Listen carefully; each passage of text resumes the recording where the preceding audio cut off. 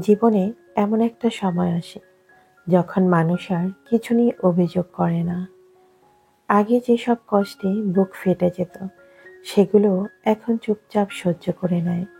কারণ অনেকবার বলার পর যখন কেউ শোনে না, তখন মানুষ বোঝে নীরবতাই সব থেকে ভালো জবাব। একসময় ছোট ছোট কষ্টগুলো ভাগ করে নেওয়ার মানুষ খুঁজতাম। এখন বড় বড় কষ্টগুলো নিজের ভেতরে জমিয়ে রাখি। কেউ বুঝবে না, এই উপলব্ধিটা যখন বাস্তব হয়ে যায় তখন আর বলার ইচ্ছেটাই মরে যায়। চোখে জল আসলেও লুকিয়ে ফেলি, বুক ভাঙলেও মুখে হাসি রাখি। এটা কোনো শক্তি না, এটা অভ্যাস। অনেক কিছু অনুভব করি কিন্তু প্রকাশ করি না, কারণ সময়ের সাথে সাথে অনুভব করেছি চুপ থাকা শেখা দরকার, অনেক বেশি দরকার। সময় কারো হয় না, সে শুধু দেখে কে হারিয়ে গেল, কে নিজের মতো থাকতেও শিখে ফেলল। ঘড়ির কাঁটাগুলো যতই ঘুরে, মনে রাখা মানুষগুলো যেন স্থির থাকে মনে। তারা বদলায় না, শুধু আমরা বদলে যাই তাদের গল্পে। সময় চায় না ব্যাখ্যা, চায় না অনুশোচনা। সে কেবল বলে, তোমার যা ছিল তা একদিন ছিলই, যা নেই তা নিয়ে থেকো না, আর যা আসবে তা নিয়ে ভাবো না এত। সময় শেখায় সব পাওয়া শেষ কথা না, অনেক না পাওয়ার মাঝেও একটা নিঃশব্দ পরিপূর্ণতা থাকে। সুপ্রিয় দর্শক, আসসালামু আলাইকুম। আমি লাকি, ঢাকা থেকে বলছি। লাকিস মিনি ওয়ার্ল্ডের পক্ষ থেকে আপনাদের সবাইকে শুভেচ্ছা জানাচ্ছি। কাছে কিংবা দূরে, দেশ এবং দেশের বাইরে, যে যেখান থেকে আমার আজকের ভিডিওটি দেখছেন কিংবা দেখছেন না, আশা করছি আল্লাহ পাকের অশেষ রহমতে আপনারা সবাই খুব ভালো আছেন। আমিও আলহামদুলিল্লাহ আল্লাহ পাকের অশেষ রহমতে বেশ ভালোই আছি। চলে এলাম আজকে নতুন আরেকটি দিনের গল্প, কথা এবং কাজ নিয়ে। কেমন আছেন আপনারা সবাই? আই হোপ সবাই ভালো আছেন, সুস্থ আছেন এবং নিরাপদেই আছেন। আজকে সকালের নাস্তা এবং দুপুরের রান্না একসঙ্গেই করে নিলাম। বৃষ্টি ভেজা দিনে গরম গরম খিচুড়ি গরুর মাংস দিয়ে। আশা করছি ভালোই লাগবে। তবে খুব একটা বাসার কেউ পছন্দ করে না, কিন্তু কেন জানি না ইচ্ছে করলো আজকে একটু গরুর মাংস দিয়ে খিচুড়ি রান্না করি। আর রান্না করতে এসে পড়েছি বিপাকে। আজকেও সিলিন্ডার শেষ হয়ে গেছে, তো কি আর করার, ইলেকট্রিক চুলায় সবটুকু রান্না শেষ করে নিলাম। তবুও আজকে একটা রান্না দিয়ে কমপ্লিট করেছি, তা না হলে সত্যি বিপদেই পড়েছিলাম। আমরা যারা শহরে থাকি তারা কিন্তু নানা রকম সমস্যার সম্মুখীন হই প্রতিনিয়ত। এই যে মাঝে মাঝে সিলিন্ডার থাকে না, কখনো ইলেকট্রিসিটি থাকে না, কখনো বা পানি থাকে না। এই সমস্যাগুলো যেন আমাদের দৈনন্দিন জীবনের একটা সঙ্গী হয়ে দাঁড়িয়েছে, আর এরই মধ্যে দিয়েই আমাদের জীবনটাকে অতিবাহিত করতে হচ্ছে। সত্যি কথা বলতে গেলে সেই হিসেব করলে গ্রামের মানুষজন কিন্তু অনেক বেশি ভালো আছে, কারণ তাদের আগুন পানি এসব কিছু নিয়েই কখনো টেনশন করতে হয় না। সবসময় এদের হাতের কাছে আগুনও আছে, পানিও আছে। তো এরপর হচ্ছে নতুন জিনিস দিয়ে আজকে আমার ঘরটাকে একটু সাজিয়ে নিব। বলতে পারেন আবারও হাজবেন্ডের পকেট ফাঁকা করে অনেক কিছুই কিনে নিয়ে আসলাম। তো এই যে দেখতে পাচ্ছেন এক এক করে সমস্ত গাছগুলোকে আমি বের করে নিয়েছি। হ্যাঁ, আজকে আমি ইনডোর প্ল্যান্ট দিয়ে আমার বাসাটাকে সাজাবো। বাসায় তো অনেকগুলো প্ল্যান্ট রয়েছে, তবে সবই আর্টিফিশিয়াল। আর আজকে অনেকগুলো ইনডোর প্ল্যান্ট এনেছি। তো এক এক করে এগুলো দিয়ে আমার বাসাটাকে সাজিয়ে নিব, আর কোথায় কি রাখবো সেটাও আপনাদের সঙ্গে শেয়ার করে দিব। তো আমি বেশিরভাগই হচ্ছে মানি প্ল্যান্ট নিয়েছি। মানি প্ল্যান্ট দেখতে অনেক সুন্দর লাগে, তাছাড়া এর যত্ন কিন্তু খুব বেশি একটা নিতে হয় না। মাঝে মধ্যে পানিটা দিয়ে দিলেই কিন্তু মানি প্ল্যান্ট অনেক গ্রো করে, আর দেখতেও কিন্তু ভীষণ ভালো লাগে। আবার আমি অনেকের কাছে শুনেছি, জানি না কথাটা সত্যি কিনা, আমারও কিন্তু শোনা কথা, মানি প্ল্যান্ট যদি বাসায় থাকে তাহলে নাকি সংসারের আয় বরকত বাড়ে। কথাটা কতটুকু সত্যি সেটা কিন্তু ভাই আমি জানি না, আমি শুনেছি তাই আপনাদের সঙ্গে শেয়ার করলাম। আর আপনারা যদি এই বিষয়ে কিছু জেনে থাকেন সেটা অবশ্যই আমাকে কমেন্ট করে জানাবেন। তো আপনারা কিন্তু এর আগে দেখেছেন আমি বেশ কয়েকটা জারে কালার করে নিয়েছিলাম, সেটা হচ্ছে মানি প্লান্ট রাখার জন্য। আর সেই জারগুলোই আজকে আমি সেট করে নিয়েছি। আর এর জন্য আমি 3 ধরনের মানি প্লান্ট এনেছি। মানি প্লান্ট কিনতে গিয়ে বুঝলাম যে সব ধরনের মানি প্লান্ট কিন্তু সবভাবে রাখা যায় না, যতটুকু আমাকে নার্সারির সেই মামাটা বলেছেন। আমরা তো যেহেতু পানির মধ্যে এই গাছগুলো রাখবো, তো পানিতে সব ধরনের মানি প্লান্ট গ্রো করে না। তো উনি আমাকে বেছে বেছে তারপরে এই গাছগুলো দিয়েছেন। যেহেতু আপনি পানিতে রাখবেন, তাই এই গাছগুলো আপনাকে নিতে হবে, তাহলেই গ্রো করবে। আর এটার দামটাও মোটামুটি একটু বেশি নিয়েছে। অন্যান্য সময় মানি প্লান্টের ছোট ছোট চারাগুলো কিন্তু আমরা 50 টাকা 100 টাকায় নিয়ে থাকি। তো আমাকে এখানে কিছু কিছু মানি প্লান্ট কিন্তু 300 টাকা করেও নিতে হয়েছে। তো যাই হোক, শখের বিষয় হচ্ছে বড় কথা, আর ঘর সাজাবো, এটাই হচ্ছে আসল কথা।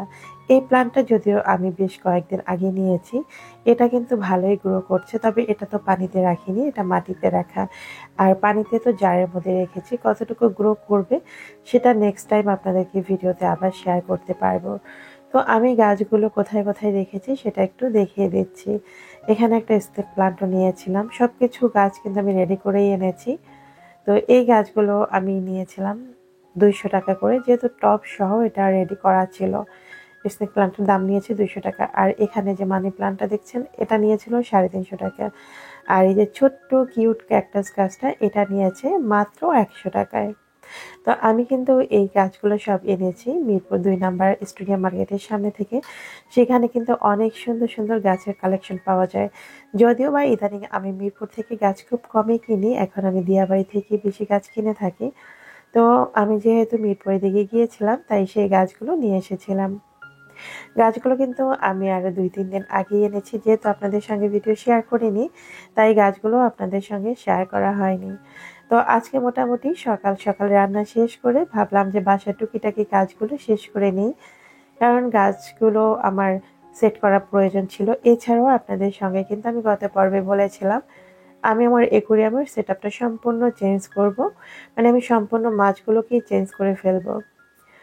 এই গাছটা আনার সময় আমার এই পাতাটা ছিঁড়ে গেছে। এটার মূল কিন্তু আকর্ষণ হচ্ছে এই পাতাগুলো দেখলেই কিন্তু অনেক সুন্দর লাগছে।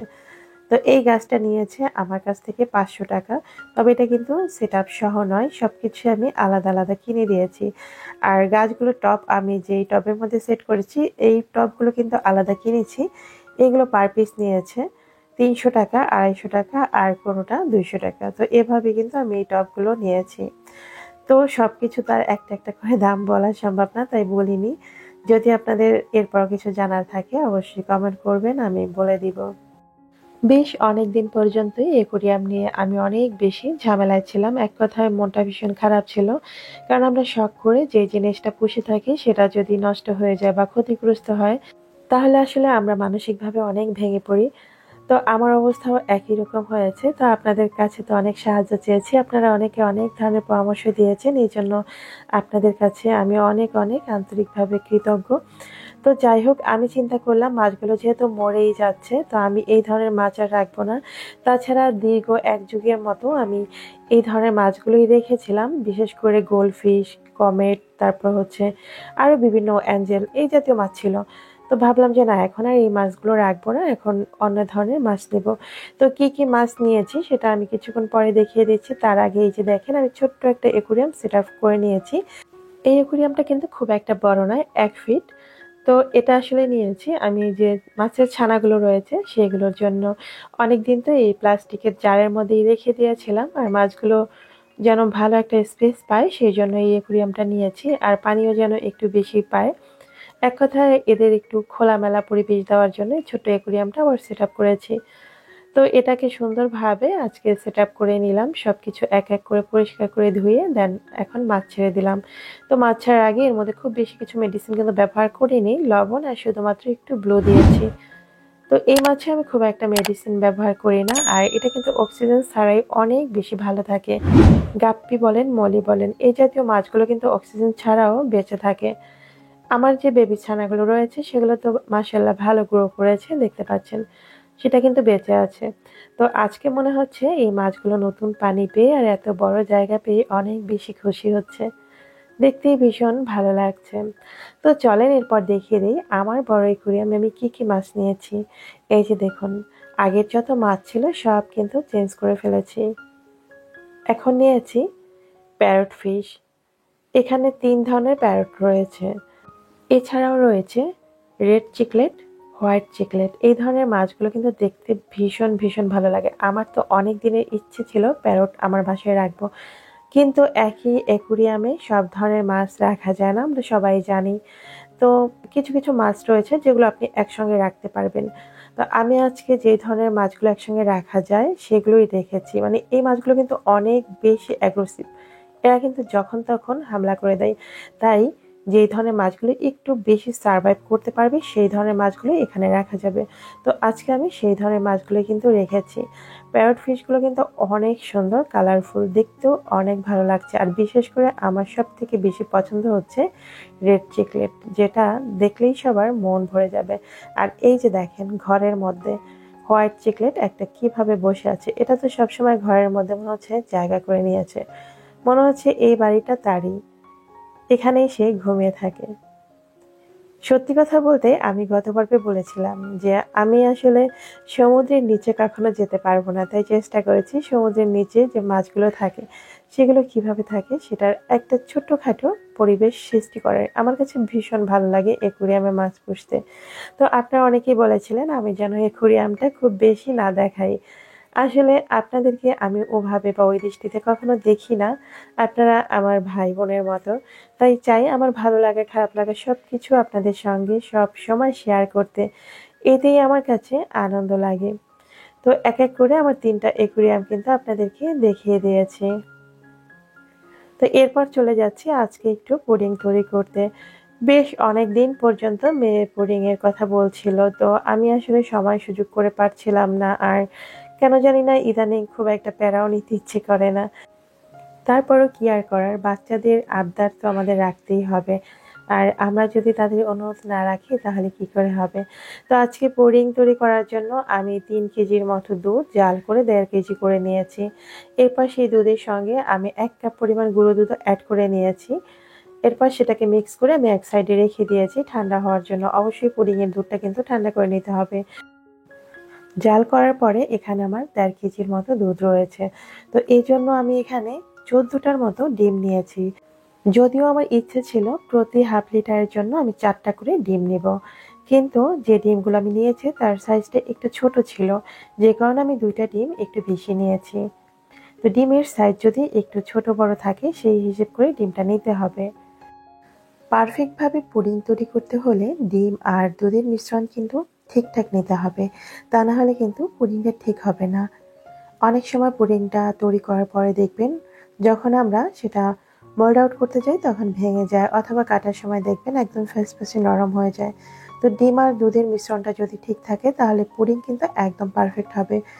পুডিং তৈরির ক্ষেত্রে আমি কিন্তু এখানে লেবুর রস অ্যাড করেছি আর সেই সঙ্গে চিনি ব্যবহার করেছি। চিনিটা হচ্ছে আপনার ইচ্ছে অনুযায়ী মিষ্টি আপনারা যেভাবে খেতে চান। আমি এখানে ৩ কাপ পরিমাণ চিনি অ্যাড করেছি, যেহেতু এখানে ১.৫ লিটার দুধ রয়েছে আর ডিম ছিল ১৪টা। তো পরিমাণে যেহেতু বেশি তাই মিষ্টির পরিমাণটাও কিন্তু একটু বেশিই দিয়েছি। তো সবশেষে এখন ডিম আর দুধটা একসঙ্গে মিশ্রণ করে সেটা আমি ছেঁকে নিলাম। অবশ্যই মিশ্রণটাকে ছেঁকে নিতে হবে, তা না হলে কিন্তু পুডিংটা সফট হবে না। তো পুডিংয়ের মিশ্রণটা আগে রেডি করে নিয়ে সবশেষে হচ্ছে ক্যারামেল তৈরি করবেন। অনেকেই আছে ক্যারামেলটা আগে তৈরি করে সেট করে নেয়। এতে করে কি হয়, ক্যারামেলটা অনেক বেশি হার্ড হয়ে গিয়ে দেখবেন অনেক সময় ভেঙেও যায়। আর যখন আমরা পুডিং সেট করতে যাই তখন ক্যারামেলটা এদিকে সেদিকে হয়ে যায়, এক জায়গায় থাকে এক জায়গায় থাকে না। আর ক্যারামেল তৈরি করার সময় অবশ্যই চেষ্টা করবেন এটা যেন পুড়ে না যায় সেই দিকটা লক্ষ্য রাখার। পুড়ে গেলে কিন্তু ক্যারামেলের অংশটা একদম তেতো হয়ে যায়। তাই ক্যারামেলটা খুব অল্প জালে যেন খুব বেশি হার্ড না হয়ে যায় সেটা লক্ষ্য রেখে ক্যারামেলটা তৈরি করতে হবে। তো আজকে আমি পুডিং তৈরি করছি কেকের যে মোল্ডগুলো রয়েছে সেখানেই। তো একটা নিয়েছি গোল শেপের, আরেকটা নিয়েছি হার্ট শেপ, আরেকটা দিয়ে দিব কাচের বাটিতে। তো এক এক করে আমি সবগুলো পুডিং স্টিম করে নেব। তো এখন আমি ক্যারামেলগুলো সেট করে নিয়েছি। খুব বেশি একটা কিন্তু সময় লাগে না ক্যারামেলটা সেট হয়ে যাওয়ার জন্য। ৫ মিনিট পরেই দেখবেন এটা সেট হয়ে গেছে। তো হালকা একটু সেট হওয়ার পরেই আমি কিন্তু একটু একটু করে ডিম আর দুধের মিশ্রণটা এর মধ্যে ঢেলে দিচ্ছি। হার্ট শেপের পুডিংটা কিন্তু দেখতে মাশাআল্লাহ অনেক বেশি সুন্দর লাগছে। বিশেষ করে বিয়েবাড়ির অনুষ্ঠান, গায়ে হলুদ বা যে কোনো বিয়ের ডালা, অনুষ্ঠানের ডালা সাজাতে আপনারা কিন্তু হার্ট শেপের একটা পুডিং তৈরি করে দিতেই পারেন। পুডিং কিন্তু আমরা যে কোনো অনুষ্ঠানেই রেখে থাকি। যদি সেটা হার্ট শেপের হয় তাহলে তো কোনো কথাই নেই। তো এই ধরনের মোল্ড তো অ্যাভেলেবেল বাজারে কিনতে পাওয়া যায়। তো আপনারা এই ধরনের মোল্ড যদি বাসায় রাখেন তাহলে দেখবেন যে কোনো ডিজাইন দিয়ে কিন্তু আপনারা পুডিং তৈরি করে নিতে পারবেন। তো আমি স্টিম করার জন্য এখানে বড় যে হাঁড়িটা সেটা নিয়েছি, এরপর তার নিচে পানি দিয়ে দিয়েছি আর ভেতরে একটা স্টিলের স্ট্রেনার বসিয়ে দিয়েছি, তার উপরে পুডিংয়ের মোলটা বসিয়ে দিয়েছি। তো আরেকটা হচ্ছে আমি এই দিক থেকে পানি আর ভিতরে একটা রুমাল দিয়ে দিয়েছি, সেটাও কিন্তু একটা ফ্রাই প্যানের মধ্যে বসিয়ে দিয়েছি। তো অলমোস্ট আমরা একটা পুডিং কিন্তু হয়ে গেছে। প্রথমে যেটা বসিয়েছিলাম দেখেন প্রায় 20 মিনিটের মতো ভাপ দেওয়ার পরেই কিন্তু পুডিংটা আমি নামিয়ে নিয়েছি। তো এখন আমি এটাকে ফ্রিজে রেখে দিব 1 ঘন্টার জন্য। ফ্রিজ থেকে 1 ঘন্টা পর আমি বের করে নিয়ে এলাম। এখন কিন্তু পুডিংটা একদম সেট হয়ে গেছে, এক কথায় খাওয়ার জন্য পারফেক্টভাবে রেডি হয়ে গেছে। সাধারণত পুডিং খেতে হলে আমাদেরকে কিন্তু ঠান্ডা করেই খেতে হবে, এই জন্য ফ্রিজে রাখাটা অনেক বেশি জরুরি। তো আজকের পুডিংটা কেমন হয়েছে সেটা দেখেন আর আমি দেখিয়ে দিচ্ছি আপনাদেরকে কেটে। একদম পারফেক্টভাবে পুডিংটা কিন্তু তৈরি হয়ে গেছে। তো ভিডিওর এই পর্যায়ে এখন বলে দিচ্ছি গত পর্বের ধাঁধার সঠিক উত্তর। গত পর্বে ধাঁধা ছিল কোন জিনিস ডোবে কিন্তু ভেজে না। ধাঁধার সঠিক উত্তর ছিল সূর্য। যিনি সর্বপ্রথম কমেন্ট করে সঠিক উত্তর দিয়েছেন তার নামটি হচ্ছে সোনিয়া নুসরাত আপু। আজকের পর্বেও ধাঁধার সঠিক উত্তর সর্বপ্রথম দিয়েছেন। তো এখন বলে দিচ্ছি আজকের পর্বের ধাঁধা। তার আগে বলে নিচ্ছি কে বা কারা এখন পর্যন্ত আমার ভিডিওর সঙ্গে আছেন আমি জানি না। যদি ভিডিওটি ভালো লাগে অবশ্যই ভিডিওর নিচে লাইক দিয়ে ভিডিওটি কন্টিনিউ করবেন। আর হ্যাঁ, ভিডিও বিষয়ে মতামত কিন্তু অবশ্যই কমেন্ট বক্সে জানিয়ে যাবেন। আর আপনি যদি আজকে প্রথম আমার চ্যানেলটি ভিজিট করে থাকেন তাহলে আপনাকে বলছি আমার কোনো কথা বা কাজ যদি আপনার কাছে একটু ভালো লাগে আপনি চাইলে আমার ছোট্ট পরিবারের একজন সদস্য থেকে যেতে পারেন আমার চ্যানেলটি সাবস্ক্রাইব করে। এখন বলছি আজকের পর্বের ধাঁধা। কোন ফুল ফোটে না তবুও তাকে আমরা খুব সুন্দর ফুল বলে থাকি? আশা করছি আমার বুদ্ধিমান ভিউয়ার্সরা খুব দ্রুতই কমেন্ট বক্সে সঠিক উত্তরটি জানিয়ে দেবেন। দেখতে দেখতে আমি কিন্তু ভিডিওর একদম শেষ প্রান্তে চলে এসেছি। আজ এখানেই বিদায় নিচ্ছি। দেখা হবে আগামী পর্বে নতুন কোনো ভিডিওর সঙ্গে। ততক্ষণ আপনারা সবাই ভালো থাকবেন, সুস্থ থাকবেন। আল্লাহ হাফিজ। আসসালামু আলাইকুম।